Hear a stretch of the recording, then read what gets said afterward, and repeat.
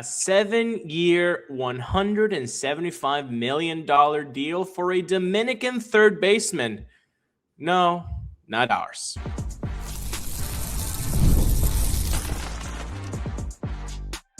You are Locked On Rays, your daily Tampa Bay Rays podcast. Part of the Locked On Podcast Network, your team every day. Welcome into the Locked On Rays podcast. Locked On Rays is part of the Locked On Podcast Network, now the #1 sports podcast network, your team every day. And we are Kevin and Ulises. And we are lifelong Rays fans who have been podcasting about the Tampa Bay Rays since 2019. Later on today's show, we discuss the hefty price tag of a new Rays ballpark in Tampa. In a few minutes, we analyze who the Rays' most underrated player is on the 2026 roster. But to start, Jose Ramirez's contract extension could mean a blueprint for Junior Caminero. Jose Ramirez's contract extension could be a good barometer for a deal for Junior Caminero. Ulises, we got a mailbag question. This is, if you don't know, a Mailbag Wednesday episode. So we have a trio of questions to dive into. This first one related to that, Jim from Tarpon Springs says, could Jose Ramirez's recent contract extension be similar to one that the Rays would do for Junior Caminero? If people do not know by now, Jose Ramirez recently signed a very, and I say very again, team-friendly 7-year, $175 million contract extension with a bunch of that money deferred. He still had 3 years and $69 million left on a previous contract extension. So Jose Ramirez looks to be a Cleveland Guardian up until 40 years old, and maybe a rare bird that stays with the rare bird Hall of Fame player that stays with one team his entire career. Now, a lot of things could change over the next 6-7 years, but that seems to be the intention of he wants to start in Cleveland and end it all in Cleveland.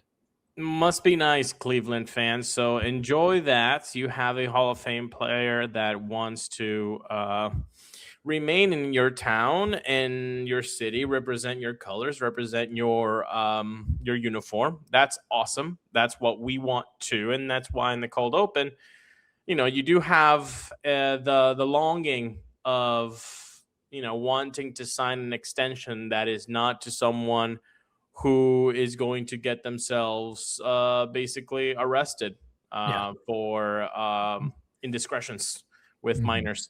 That would be an incredibly good stepping forward for the Rays to get away from that dark cloud.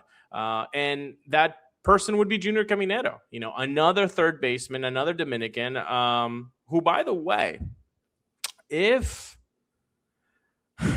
I know this is asking for much conspiracy theory and maybe aluminum foil hats, but get them on, people. What if Jose Ramirez goes to the World Baseball Classic and they share, a locker room, him and Junior, and then Junior asks, "Hey, what made you sign?" And he goes, "I love the people. The people love me. I am comfortable where I am. And it doesn't matter if I earn 25 mil right now or if I earn 35. It doesn't matter to me as long as my family is happy." And he's talking to Junior Caminero, who is basically a new father or father to be. I don't remember if the baby was born or not yet. But my God, can he get in his ear, Kevin, and just put something in there that would make Junior think, hey, if extension talks happen, why not? That would be ideal, which, again, you start having children and those first couple millions, that contract extension, I would think, looks a little bit prettier than instead of having to wait several years until being arbitration eligible. And as we know, anything can happen with an injury, a freak accident. You just don't know. Now, I'll put it out here. Do you think if the Rays offered Junior Caminero, we're going to essentially give you the same or similar deal as Jose Ramirez. 7 years, $175 million. Might have to defer that, do some workarounds with some incentives, whatever it may be, add some option years, so on and so forth. Do you think if they brought him a $175 million contract that he would sign on the dotted line immediately, with the knowledge that a couple years ago, thou who shall not be named on this podcast, a particular shortstop, a very talented shortstop on the field, signed an 11-year, $182 million contract? I think maybe this is where we defer, and I really like when we do, because we rarely do. I don't think he signs, Kev. I don't think he signs a 7-year, 175 mil, because inflation has gotten that bad, and contracts have gotten that bad between Shohei and Vladdy Guerrero Jr. and what we've seen in free agency this year. Inflation has gone insane. You're paying Kyle Tucker 16 mil plus. Like, that's insanity. And Junior just had a 45, 46 home run damn year at 21, 22 years old. So if I'm Junior, I'm thinking 25 a season? Nah, fam. You're Even gonna though he's only making what, $750K a year, and he gets a little bit of bonus because he's one of the better young players in baseball. Pay me market money. If I think that's where Junior's head's at. Now, look, do I want that to be Junior's mindset? No, I want it to be Jose Ramirez's mindset. I want it to be Evan Longoria's mindset. I want it to be Kevin Kiermaier's mindset. I want it to be Eric Hinsky's mindset of saying, you never say no to your bleeping first millions. Yeah. Sign the dotted line. Ronald Acuna's mindset. Yes. Yeah. But honestly thinking, I just don't think, like, but why would make Junior Caminero say, hey, I'm going to sign on this, and then at 29 years old, I'll be a free agent again, and I'm going to make even more money than 175. Like, is that – I just don't think that would even go through Junior's head, Kev. It's tough because we are not professional athletes. We are not in Junior Caminero's head. We're not sure what he's thinking. I mean, hopefully he takes some advice or guidance from players like Jose Ramirez, and maybe Albert Pujols would have a word or two for him as well. But $175 million is $175 million. And to your point, say it was exactly 7 years, 175. You're a free agent again at 28, 29, right in the prime. You can make another at least $175 million if all keeps up. Yeah. Like you can finish your career making $350 million. I mean, not bad at all, right? Not bad at all. But I think in his head, he might be thinking 175 right now. Now you give me 250, 300 right now. That might very well be what it is. I mean, everything is steering in Junior Caminero's momentum. I think half our episodes this offseason have been on why Junior Caminero is so great. In fact, MLB Network and/or MLB.com released their top 100 MLB players right now. And we know there's a lot of fluidity from year to year with that list. A guy could be, 25 one year and then he drops to 98 the next year. But right now at age 21, age 22, he's at number 39. So as far as he's concerned, as far as his agent's concerned, hey, I'm one of the top 40 players in baseball, and I'm just 22 years old. So there comes a cost with that. There comes a cost, and especially when you know what the organization is going through. Hey, you want a face of the franchise? Yeah. That's going to cost you. Again, I would love it if Junior says, 175, let's go. I would love it as Zalupski and Ken Babby would just do this kind of offer, right? I would love it. But again, I'm just asking for Rays fans to get into a Junior Caminero's mindset. Do you think Junior signs it?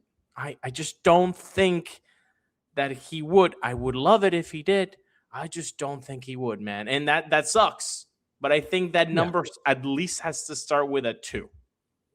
Man. Now, again, and I will say this. I love Junior. I think 175 for 7 is fair-ish. I'll add that ish. If this was 15 years ago and we said, hey, we're going to offer Junior 7 years and $60 million, you'd be like, oh my gosh, that's amazing. Inflation, baby. Inflation. Have you gone to Publix lately? It's crazy. It's crazy. Now, again, I would love it. I just don't think he signs it. But we want to hear from you guys. Do you think that would be a good extension for Junior Caminero? Would he actually sign on the dotted line for 7-1-75? I know you guys want him to. We want that too. But I want to know what you think Junior Caminero would do. Yes, with the mindset that, again, we know we're kind of taking the arbitration and all the years out of it. It really, at the end of the day, it's about the dollar figure. About once, I mean, really, if you're the Rays, you want to get the most years possible. That's why you're signing him to an extension, in the first place. But yeah, put it in the comments what you think, what he deserves, what he could command. If the Rays will even offer him a contract extension anytime in the near future. So, but yeah, let's hope he has some heart-to-heart conversations with Jose Ramirez, because Jose is a rich man. He's not the richest man in baseball, but I think he set his family up for generation after generation after generation, and he seems to be happy doing that as well. All right, the most underrated player on the Rays may not be who you expect. Let's be real. Managing your finances can feel overwhelming between subscriptions you forgot about, bills that keep going up, and trying to figure out where all your money actually goes each month. It's easy to feel like you're losing control. And who has time to track every transaction or hunt down hidden fees? Well, that is where Rocket Money comes in, the personal finance app that helps you take control. It finds and cancels your unwanted subscriptions, monitors your spending, and helps lower your bills so you can grow your savings. What I love about Rocket Money, among many things, is how it tracks all my subscriptions and lets me cancel them right in the app with just a few taps. No more hunting down customer service numbers. So go ahead and let Rocket Money help you reach your financial goals faster. Join at rocketmoney.com/lockedon. That's rocketmoney.com/lockedon. And one more time, so you remember it vividly, rocketmoney.com/lockedon, LOCKEDON. Thank you for making Locked On Rays your first listen of the day. And thank you for making Locked On the #1 sports podcast network. And if you want to take it up a level for just $5, you can join the Everydayer Club and get this podcast with no interruptions and members only Discord. Go to lockedonrays.supercast.com or check the link in our show notes to learn more. Jonathan Aranda has a case for being the Rays' most underrated player this season. Another mailbag question, this one coming from Rusty and Brandon. Who do you all think is the Rays' most underrated player right now? And Ulises, I guess we could look at this differently, or a couple different ways.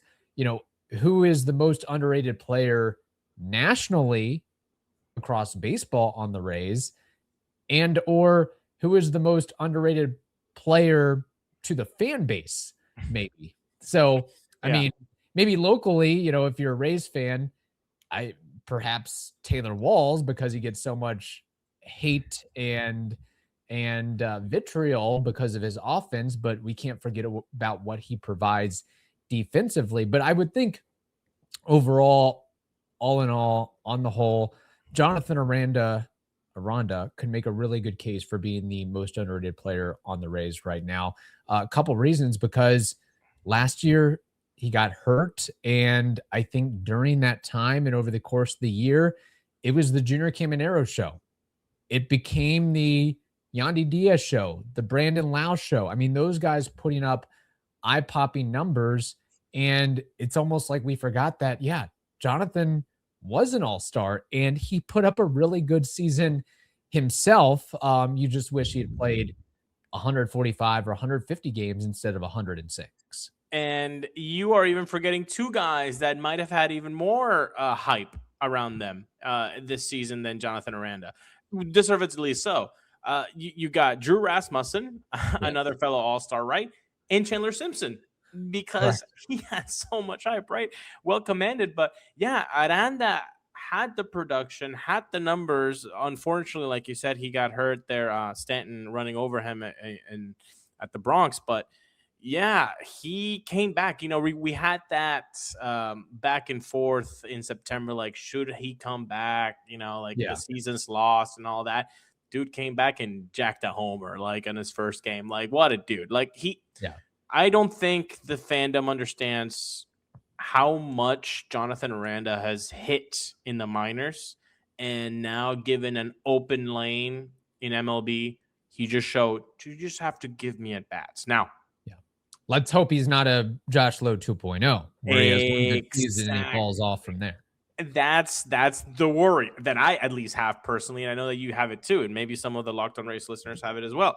Like, what is 2026 going to look like for Jonathan? Is Jonathan going to be the guy that you're like, whoa, dude, we finally have like a star and we didn't even see this coming? Like, and by the way, we made the argument, and you can look at the archive, people on YouTube or wherever you're getting your podcast. But if it is YouTube, hit that like button, hit that subscribe button, help us beat the YouTube algorithm. That'd be nice. And drop a comment.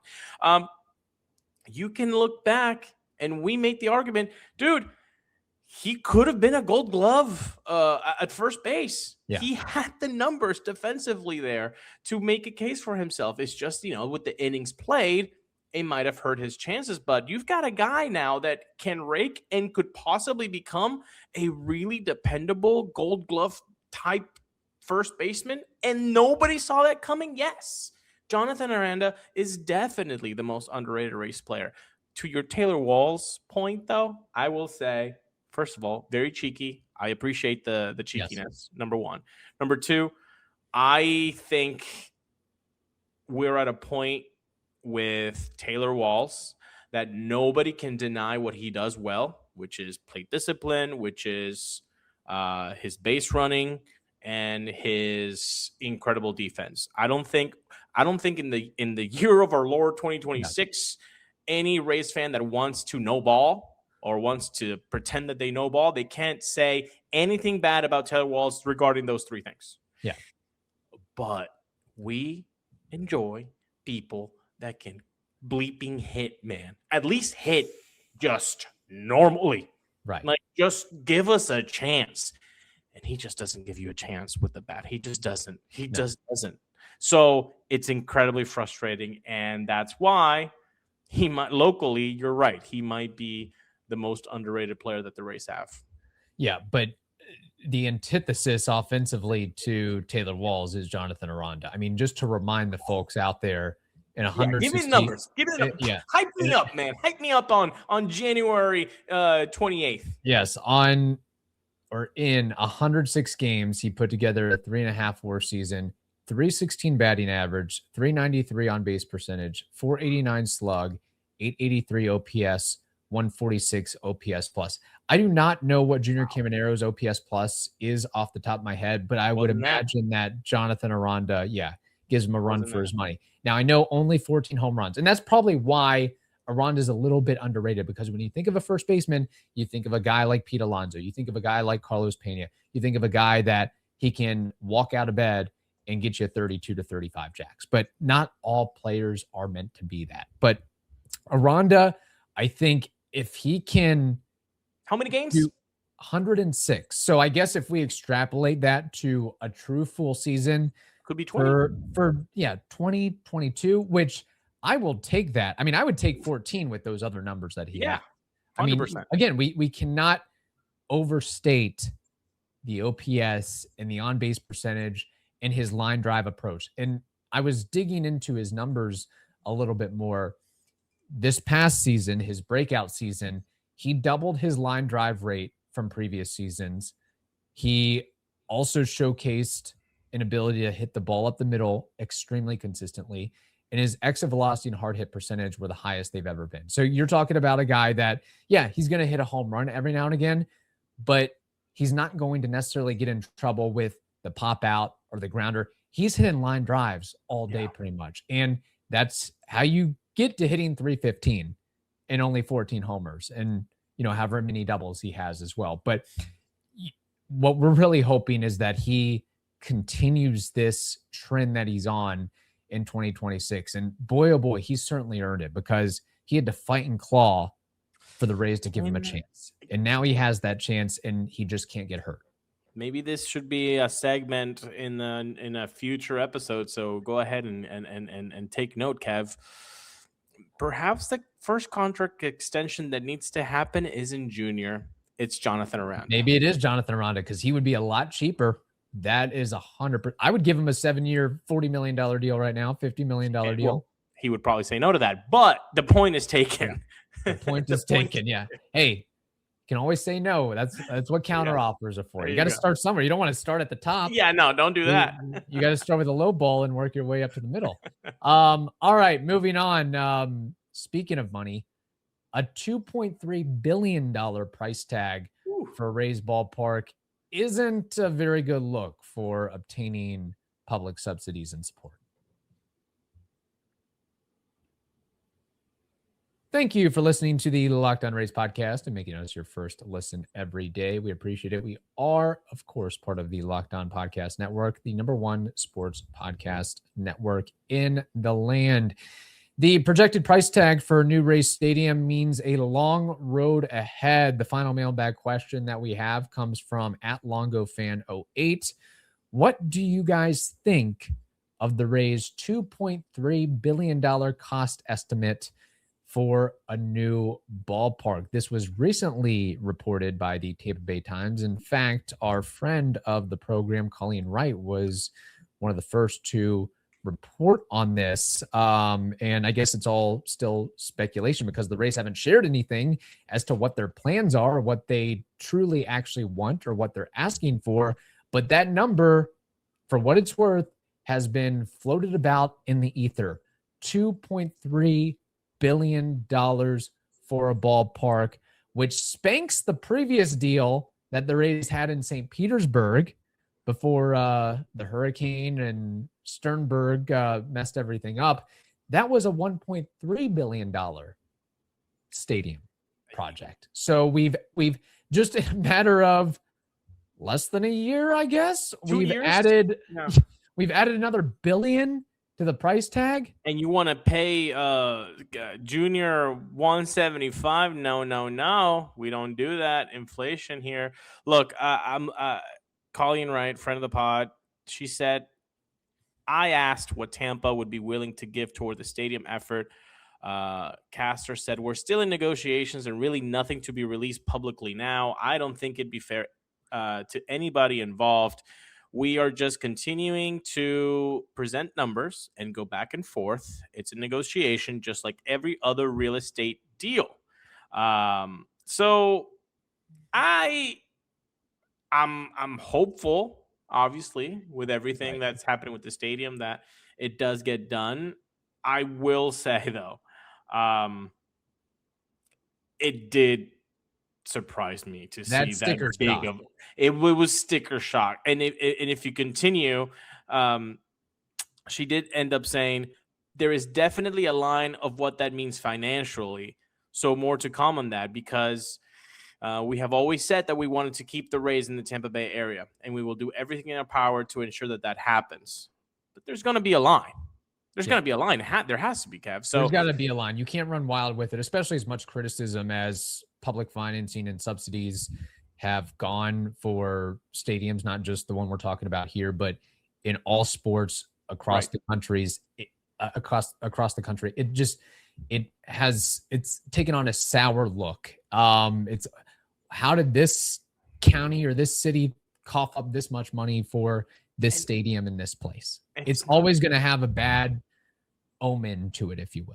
And it's not rocket science why people feel this way, right? Like when you go and you hear, the state or the city or the county or all of them are giving these billionaires, because they are billionaires, millions of dollars, and then your kid is having crappy school lunch and they're 10 years old, or you're calling the cops and they don't come after 10, 15, 20 minutes. The fire truck doesn't really get there on time. You have potholes on your street. It gets a little bit tough to swallow when all of those things that are more important in our everyday life are not getting done, and yet the billionaires get the money. And the other thing too is and it's not like it's a it's a ballpark, but it's not a park. I mean, usually when a Right. city or a county or a state Right. builds a park, you can usually show up for free, or there might be a $2 parking fee or something like that. That is not the case, because once it is built, you still got to fork up a lot of money to go to the game, to park, to buy concessions, to buy merchandise, so on and so forth. So yeah, I would have thought, the estimate for a stadium in Tampa, 1.4, 1.5, 1.6, but not 2.3. That's more than this new ownership group bought the team for. Right. They bought the team for a reported $1.7 billion. And with that, so that means, they're absolutely going to need a lot of help to construct this thing. I don't know if, look, I know that stadiums and ballparks are expensive, but I thought the whole idea for Rays ballpark was it was going to be a boutique park. It wasn't going to be a 45,000 seat arena or something like that. It was going to be, $25 to $28 to $30,000. I'm hoping that price tag includes a retractable roof, because then we can just remove the retractable roof from the equation, call it a closed roof, and save $200 million. Yeah, I don't know, man. There's going to have to be some value engineering going on. 2.3 did shock me. Look, maybe it's the retractable roof. Maybe they don't want a roof all the time, a dome. But I think they have said that they want a dome. I think in the first press conference they said dome. So I don't know how they toilets better have splash guards. There better be cup holders everywhere. I want cup holders for 2.3 billion. I need cup holders in every bleeping seat. In fact, there's going to be an usher offering to hold everybody's cups. Yes, exactly. My goodness. Yeah. It was a lot. I was shocked. It was a lot. And here's the other thing that we haven't really fully considered, because if you go back and read this article in the Tampa Bay Times, obviously it talks about the price tag and how that was leaked or reported or mentioned. But not only do the Rays have to get the public on board, the city, the county, the state, HCC, they're going to have to find private investment, I imagine, in addition to public investment.